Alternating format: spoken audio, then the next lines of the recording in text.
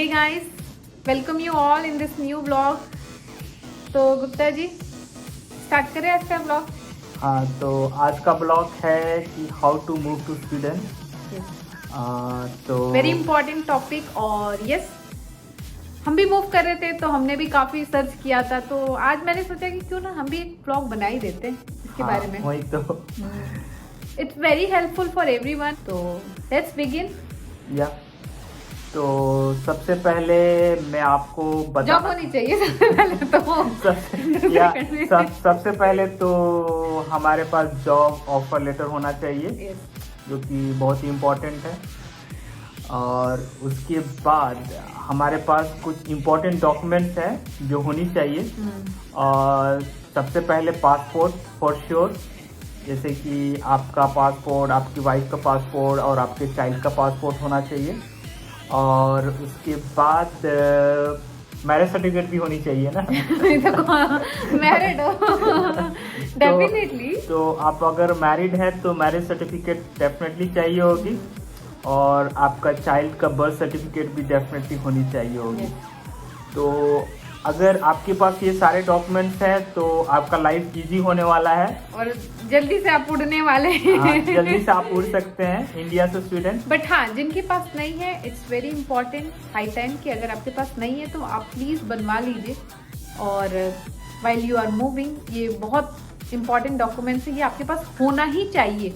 इसको आप साथ में कैरी भी करेंगे, जहाँ जा रहे हैं वो आपको कैरी भी करना है, क्योंकि वो डॉक्यूमेंट्स स्वीडन आने के बाद भी आपको वो डॉक्यूमेंट वेरीफाई, तो वो यूज होने वाला है। तो डेफिनेटली वो डॉक्यूमेंट्स आपके पास होने चाहिए। तो उसके बाद क्या करना है जब डॉक्यूमेंट्स हो जाएंगे? तो उसके बाद जब आपके पास सारे डॉक्यूमेंट्स हैं तो आप रेजिडेंस वर्क परमिट के लिए एप्लीकेशन सबमिट कर सकते हैं स्वीडन माइग्रेशन एजेंसी में। How much time it takes?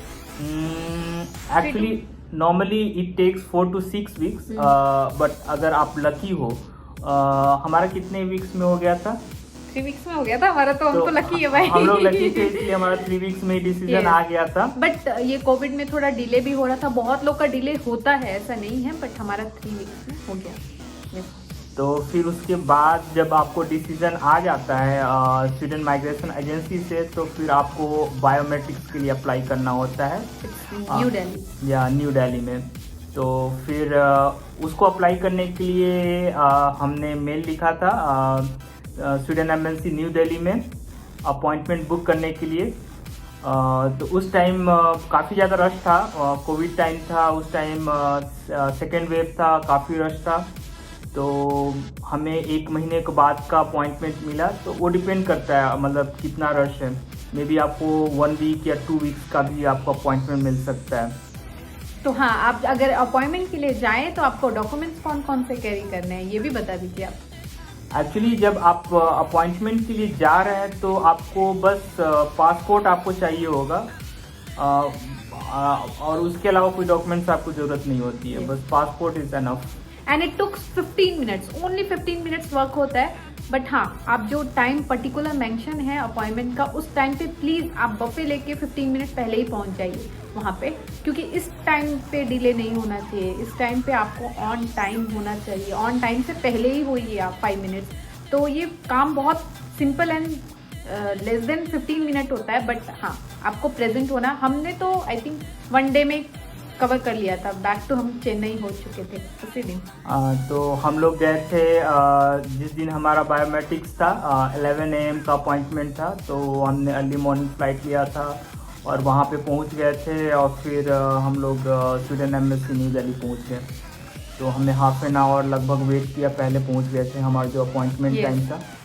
और उसके बाद बस 15 मिनट का टाइम लगता है। लेकिन नॉर्मली अगर आपके पास किड है तो उसका जो फोटो लेना होता है तो उसमें वो कुछ इट टेक्स टाइम, क्योंकि बच्चे आपको पता है कि वो जल्दी फोटो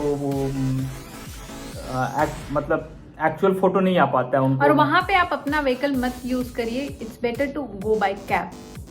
तो कैब में जाना बहुत सही है वहाँ पे। अगर आपके पास अपना व्हीकल भी है तो प्लीज अपने व्हीकल से मत जाइए, क्योंकि वहाँ पार्किंग आपको मिलेगी नहीं। डायरेक्टली आप कैब से जाइए, उतरिए और वहाँ से आपको कैब लीजिए। और डायरेक्ट अगर आप एयरपोर्ट से हैं या आप नियर बाय एरिया से हैं तो आप कैब से निकल जाइए, वो ज़्यादा बेस्ट है। हाँ, एक चीज़ तो हम लोग भूल ही गए बताना क्योंकि अगर आप बायोमेट्रिक्स के लिए जा रहे हैं तो स्पेशली लड़कियों के लिए है कि वो हील पहन के ना जाए। हाँ, करेक्ट करेक्ट, बहुत इंपॉर्टेंट पॉइंट है, बहुत important. If you are going for biometrics, please girls never wear heels. ऐसा फुटवेयर पहनिए जहां आपका हाइट में कोई डिफरेंस ना हो, कोई प्रॉब्लम क्रिएट ना कर रहे अदर कंट्री में आप जब मूव कर रहे हैं दोबारा वेरिफिकेशन के टाइम पे, क्योंकि lot of people face a lot of difficulties while wearing such kind of footwears. तो आप जैसा अगर फ्लैट हैं ऐसा पहन के जाइए जो आपके डिफर ना करे। शूज आप वेयर कर लीजिए, बेस्ट ऑप्शन है। और सेम चीज आप यहाँ दोबारा वेरीफाई होता है, सारी चीजें वो इवेल्युएट करते हैं कि हाँ मैच कर रहा है या नहीं कर रहा है या क्या डिफरेंस है।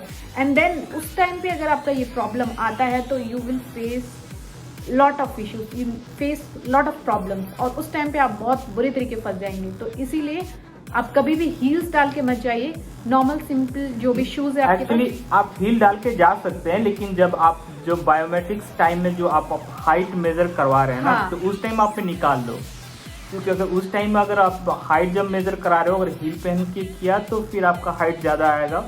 और जब आप स्वीडन में जब आप मूव कर जाओगे यहाँ पे, फिर हमें दोबारा शूज उतरवा के सब चेक करते हैं। तो दोबारा जो बायोमेट्रिक्स हमें देना होता है, तो उस टाइम में आप अगर शूज उतार के वो कराएंगे तो उस टाइम में आपका हाइट कम आएगा, तो फिर वो प्रॉब्लम क्रिएट कर सकता है। यहाँ आईडी कार्ड के लिए देते हैं दोबारा बायोमेट्रिक्स। हाँ, तो जब हम लोग को पर्सनल नंबर आ जाता है यहाँ पे, तो आईडी कार्ड के लिए दोबारा बायोमेट्रिक्स देना होता है ताकि वो लोग हमें नेक्स्ट और बताइए।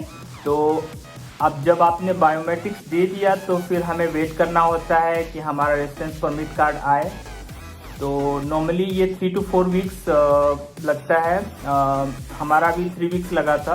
बट मेरे गुप्ता जी को 2 वीक से ही बेचैनी हो गई थी, भाई हमारा इतना डिले क्यों हो रहा है, हमारा इतना डिले क्यों हो रहा है। उन्होंने बोल दिया है क्लियर कट कि we have lot of schedules, तो आपको 3 वीक्स से पहले एक्सपेक्ट मत करिए। बट हमें 3 वीक्स में मिल गया था, लेकिन फिर भी आप एवरी सिंगल डे आप काउंट कर रहे थे कब मिलेगा यार। ये actually Sweden embassy new Delhi, वो उनके वेबसाइट पे वो एवरी वीक वो लोग अपडेट करते हैं, एवरी फ्राइडे की किनका रेजिडेंस परमिट कार्ड आ गया है। तो फिर उसके बाद बाई पोस्ट वो भेजते हैं। वो आपको डिपेंड करता है, जब आप बायोमेट्रिक्स देने जाते हैं तो वो लोग एक आपको फॉर्म देते हैं फिलअप करने के लिए, जिसमें आप ऑप्शन ऑप्ट कर सकते हैं। या तो आप स्वीडन एम्बेसी न्यू दिल्ली जाके आप अपना परमिट कार्ड उठाना चाहते हैं, या तो आप वो ऑप्शन सिलेक्ट करना चाहते हैं जिससे वो लोग बाई पोस्ट आपके एड्रेस पे वो परमिट कार्ड भेज देंगे। तो हमने तो ऑप्ट किया था बाई पोस्ट, क्योंकि हम चेन्नई में थे। ऑब्वियसली तो, अगर दिल्ली पीपल जो भी मूव कर रहे हैं तो वो अपना वहीं से जाके पिक कर लेते हैं, वो अपने जाके पिक कर सकते हैं, उनके लिए वही कन्वीनियंट है। तो ऐसे ही ज़्यादा दिन लगता नहीं है। अगर वो आपका परमिट कार्ड एक बार न्यू दिल्ली एम्बेसी आ गया तो वहाँ पे तो फिर वो 2 से 3 दिन में फिर आपके एड्रेस पे नॉर्मली आ जाता है। हमारा तो टाइम टू टाइम होते ही गया। आई थिंक 3 वीक्स में हमारा आ गया था। हाँ, तो फिर उसके बाद जब आपके पास परमिट कार्ड आ जाता है तो नेक्स्ट स्टेप होता है टिकट बुकिंग। क्योंकि इसके पहले तो आप टिकट बुकिंग कर नहीं सकते हो, क्योंकि आपको कोई श्योरिटी नहीं होती है कि आपका कब परमिट कार्ड आएगा। पता कई बार डिले भी हो रहा है, और कोविड में यस बहुत डिले हुए हैं लोगों के, ऐसा नहीं है। हमारा तो हो गया था फटाफट, लेकिन लोगों के हुए हैं, ऐसा नहीं है डिले हुए थे। तो बस अब आपके पास सारी चीजें आपकी अवेलेबल है and then you are ready to. तो आप अगर ये सब चीजें आपके पास, मतलब एक बार आपके पास वर्क परमिट कार्ड आ गया, फिर आप अपना टिकट बुक कर सकते हैं and then you are ready to fly to Sweden. Yes, तो आप स्वीडन आ सकते हैं। Before moving to Sweden you have to do one thing more, that is insurance. हाँ, एक चीज मैं आपको बताना चाहूंगा कि जब आप मूव कर रहे हो तो आप आप एटलीस्ट 1 मंथ के लिए आप ट्रैवल इंश्योरेंस बाई करो। मैं बताता हूँ क्यों। एक्चुअली नॉर्मली क्या होता है ना कि जब हम स्वीडन मूव करते हैं तो हम लोग क्या करते हैं, पहले टैक्स एजेंसी में हम लोग रजिस्टर करते हैं पर्सनल नंबर के लिए। स्कैट वर्कित और जो होता है और जो ऑफिस का नाम है, तो उसमें हम लोग रजिस्टर करते हैं। लेकिन जब तक हम लोग रजिस्टर नहीं करते हैं तब तक हम लोग यहाँ के जो बेनिफिट्स हैं जैसे मेडिकल बेनिफिट्स वो उसके लिए हम लोग एलिजिबल नहीं होते हैं। लेकिन जिस दिन से हमने रजिस्टर कर दिया तो यहाँ के जितने मेडिकल बेनिफिट्स है एलिजिबल। तो ऐसा होता है कभी कभी हमें, अगर आप पर्सनल नंबर अप्लाई करने में आपने डिले कर दिया तो इससे बेहतर है मतलब आप हो जाता है, कई बार डिले हो जाता डिले हो जाता है, तो मतलब आप सेफ्टी पॉइंट ऑफ व्यू से इट्स बेटर कि आप मतलब 1 या 2 महीने के लिए ट्रैवल इंश्योरेंस बाई कर दो, जस्ट अ बैकअप। और एक बार आपने यहाँ पे रजिस्टर हो गए तो फिर उसके बाद तो आपको कोई सारा मेडिकल बेनिफिट्स आप ले सकते हो।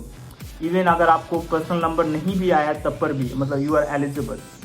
एंड टिकट बुक करने के बाद आप please don't forget to carry your passport, marriage certificate and your all necessary documents. Please आप अपने साथ ही कैरी करें, वो फ्लाइट में खुद अपने बैग में कैरी करें। Never put in the luggage and all. Please अपने साथ सारे डॉक्यूमेंट, बेबी है तो बेबी का भी बर्थ सर्टिफिकेट, एवरीथिंग। और बेबी का हाँ, अगर जो आपका वैक्सीनेशन का है वो डेफिनेटली आप कैरी करें, क्योंकि यहाँ पे भी वो फिर चेक करते हैं, अपने स्वीडन वैक्सीनेशन से मिलाते हैं कि यस इंडियन वैक्सीनेशन आपको मिल चुकी है या नहीं मिली है, तो वो फिर उसे मिलाते हैं। उसके बाद आपके बेबी को जो वैक्सीन मिसिंग है वो यहाँ पे देते हैं। तो please carry your babies vaccination chart, क्योंकि वो बहुत इंपॉर्टेंट है वो, क्योंकि टाइम टू टाइम वैक्सीन लगना जरूरी है बेबी को। तो डेफिनेटली आपको कभी नहीं भूलना चाहिए वो वैक्सीन कार्ड जो होता है, जो वो आपको डेफिनेटली अपने साथ कैरी करें। तो ये सारे डॉक्यूमेंट्स डेफिनेटली आपको बिल्कुल लेके चलना चाहिए। और अब चलते हैं, आज का ब्लॉग यहीं एंड करते हैं। और मूव करने के बाद स्वीडन में क्या क्या चीज़ें हमें क्या करना है और क्या आगे प्रोसेस है सेटल डाउन होने का, वो नेक्स्ट ब्लॉग में हम कंटिन्यू करेंगे। हाँ, क्या गुप्ता जी? हाँ, तो नेक्स्ट ब्लॉग में हम लोग आपको बताएंगे कि यहाँ पे आने के बाद आपको क्या क्या चीजें। तो आप नेक्स्ट ब्लॉग में बताइएगा, तो इसमें क्यों बता रहे हैं? नहीं, मतलब बस बता देते हैं कि क्या क्या चीजें मतलब हम लोग बताने जा रहे हैं। तो यहाँ आने के बाद आपको क्या अप्लाई करना है, कैसे क्या सेटल डाउन हो रहा है, क्या क्या डॉक्यूमेंट्स आपको वेरीफाई के लिए यहाँ पे देना है, तो वो मैं नेक्स्ट ब्लॉग में हम लोग कंटिन्यू करते हैं। तो आज के लिए गाइज इतना ही। कैसा लगा? तो गाइज अभी तक जिन्होंने चैनल को सब्सक्राइब नहीं किया है, for more update, more information about Sweden, please subscribe our channel and share this lovely video. क्या गुप्ता जी? ताकि ये वीडियो सबके पास पहुंचे और इन्फॉर्मेशन और जिसको इस इन्फॉर्मेशन की जरूरत है, and those who are planning to move Sweden, please उनके लिए तो हेल्पफुल होगा ही definitely. So thumbs up, like कर दीजिएगा जरूर। Thanks for watching this blog. Bye bye. फिर मिलते हैं आप लोगों से नए वीडियो के साथ। Thank you. Thanks for watching. Bye bye. Bye.